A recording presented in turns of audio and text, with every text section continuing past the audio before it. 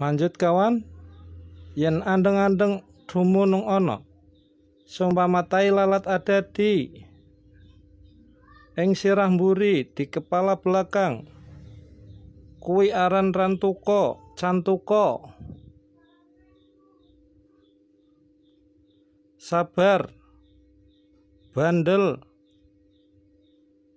temen lan sentosa. Bener kawan, temen lan santosa. Ayeman sabarang gawe. Seumpama tai lalat ada di belakang kepala, itu namanya cantuka. Orangnya sabar, bandel, kendel, temen lan santosa. Orangnya santosa kawan. Ayeman sabarang gawe. Orangnya itu senengnya ayeman karo panggawean kawan. Baik, lanjut kawan. Kalau sudah,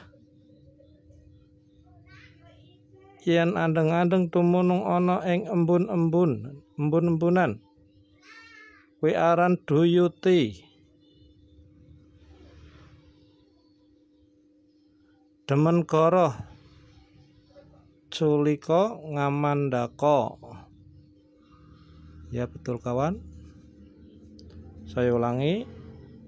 Ing embun-embunan aran duyuti, demen goroh, calika ngamandaka. Apabila ada orang yang mempunyai tai lalat di embun-embunan itu namanya duyuti. Orangnya itu suka ngapusi kawan, suka menipu, bukan seneng, demen goroh, seperti ngapusi lah. Kemudian calika ngamandaka. Lanjut kawan. Ing uyang-uyang bener. Neng uyang-uyangnya pas kawan, di pusaran rambut itu namanya aran pulung jati. Pinter, titi ngati-ngati, lan becik banget atine. Lah ini bagus sekali kawan. Seumpama Anda punya tai lalat di uyang-uyang atau di pusaran rambut, di pas di situnya, itu namanya pulung jati.